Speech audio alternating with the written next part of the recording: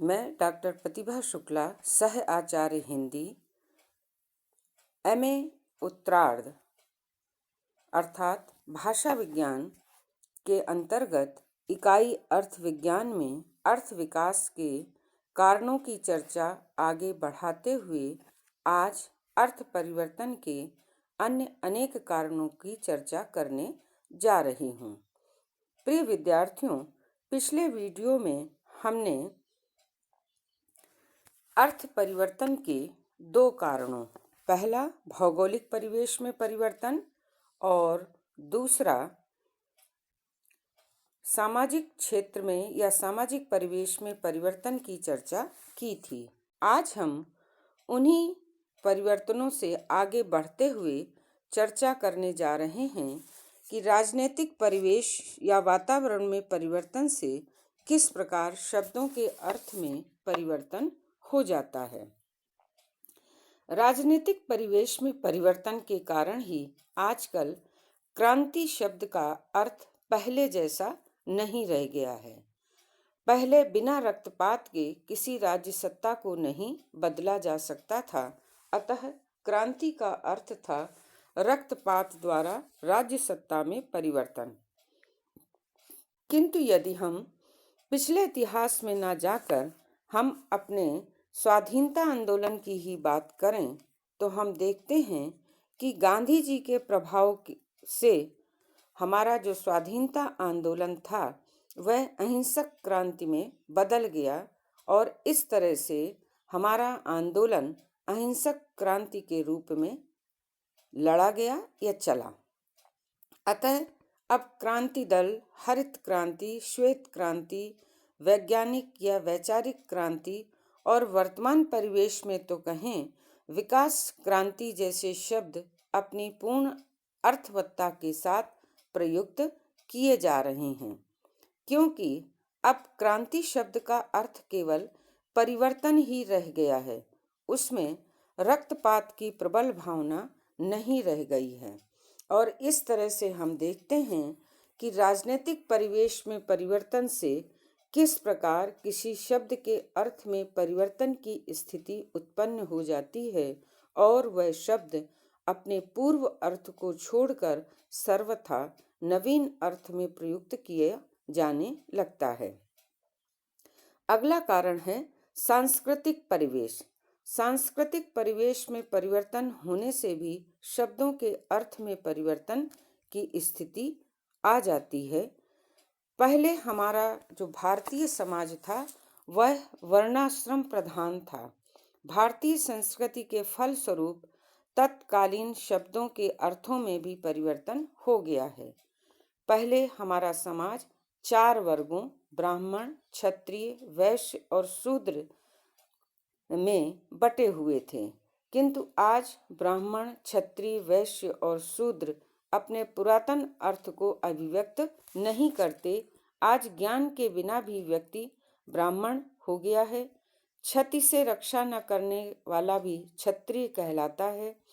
इसी भांति चारों आश्रमों की व्यवस्था के अनुकूल आचरण करने वाले व्यक्तियों को ब्रह्मचारी आदि कहा जाता था। आजकल आश्रम व्यवस्था न रहने से ब्रह्मचारी केवल विवाह न करने वाले का अर्थ देता है। इसी तरह गृहस्थ या गृहस्थी शब्द विवाह कर लेने वाले व्यक्ति के लिए प्रयुक्त किया जाता है। वन में न रहने पर भी वानप्रस्थी हो जाना आजकल संभव है तथा मोह माया का त्याग किए बिना भी केवल गेरुए रंग के वस्त्र धारण करने से व्यक्ति सन्यासी कहलाने लगता है। पहले आश्रम रहने का स्थान होता था, अब बाद में विष्णु आश्रम, कृष्ण बोधा आश्रम या राम आश्रम जैसे व्यक्तियों के भी नाम से आश्रम जाने लगे हैं। और इस तरह से हमारे सांस्कृतिक परिवेश में परिवर्तन ने जहाँ वर्ण व्यवस्था, आश्रम व्यवस्था आदि को बदलकर सर्वथा नवीन अर्थ को ग्रहण कर लिया है। भाषा के शब्दों में परिवर्तन का अगला कारण है धार्मिक परिवेश में परिवर्तन।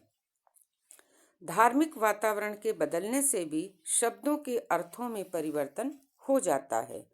उदाहरण के लिए प्राचीन काल में यज्ञ करना, कराना, वेद पाठ करना, श्राद्ध करना आदि धार्मिक कार्यों को करने के कारण याज्ञिक, अग्निहोत्री, वेद पाठी, द्विवेदी, चतुर्वेदी, त्रिपाठी, यजमान आदि संज्ञा शब्द उन उन विशेष कर्मों को करने वालों के लिए प्रचलित था। आजकल अग्निहोत्री, द्विवेदी आदि संज्ञाएं केवल कुल नाम बनकर रह गई हैं या वे नामों के आगे लगकर उनके कुल का ज्ञान कराती हैं। अग्निहोत्री का अर्थ आजकल अग्निहोत्र अर्थात यज्ञ करने वाला नहीं है, अपितु अग्निहोत्री के वंश में उत्पन्न होने वाला हो गया है। आजकल यजमान का अर्थ दक्षिणा देने वाला या संकल्प का अर्थ है चुल्लू में पानी लेना है। दक्षिणा आजकल किसी भी दिशा में स्थित होकर किसी भी रूप में, मुद्रा के रूप में, वस्त्र के रूप में दी जा सकती है, जबकि दक्षिणा पहले अपने अर्थ में थी कि प्रदक्षिणा करके दक्षिण दिशा की ओर बैठकर ही याज्ञिक को यजमान द्वारा दिया हुआ दान ही दक्षिणा कहा जा सकता था। धर्म के क्षेत्र में आज प्रदर्शन की भावना का भी बहुत अधिक प्रचार है। अतः पहले जहाँ केवल एक व्यक्ति द्वारा ही ईश्वर का नाम लेना कीर्तन कहलाता था, वहाँ आज मंडली बनाकर बहुत बड़ी सभा को इकट्ठा करके सामूहिक रूप से ईश्वर का नाम लेना ही कीर्तन हो गया है।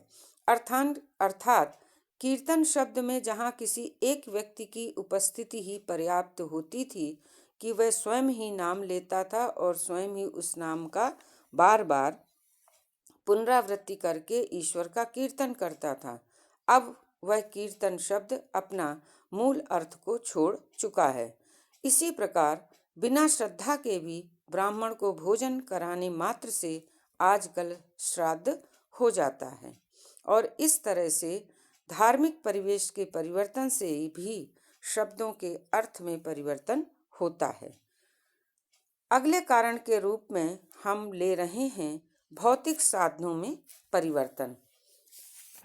आज विज्ञान के युग में जीते हुए हमारी जीवन की जो शैली है या जीवन के जो साधन हैं जीने के, वो नित्य प्रति बदल रहे हैं और हमारे नवीन परिवर्तित जीवन की जो विज्ञान द्वारा प्रदत्त साधन सामग्री है, उस साधन सामग्री पर भी हम अपने प्राचीन शब्दों का प्रयोग करते रहते हैं। परिणाम स्वरूप शब्द के अर्थ में परिवर्तन हो जाता है। उदाहरण के लिए पहले पत्र शब्द से तात्पर्य था वृक्ष के पत्ते पर लिखा हुआ समाचार, किंतु आजकल तो कागज पर लिखे हुए समाचार को ही पत्र कहते हैं। और तो और हम जो उसमें SMS के द्वारा, शॉर्ट मैसेज के द्वारा जो समाचार भेजते हैं, वो ही पत्र कहलाने लगा है। इसी प्रकार पेन का अर्थ था पक्षी के पंख से बना हुआ लिखने का साधन, बाद में लोहे का और प्लास्टिक का लिखने का साधन भी पेन कहलाता है।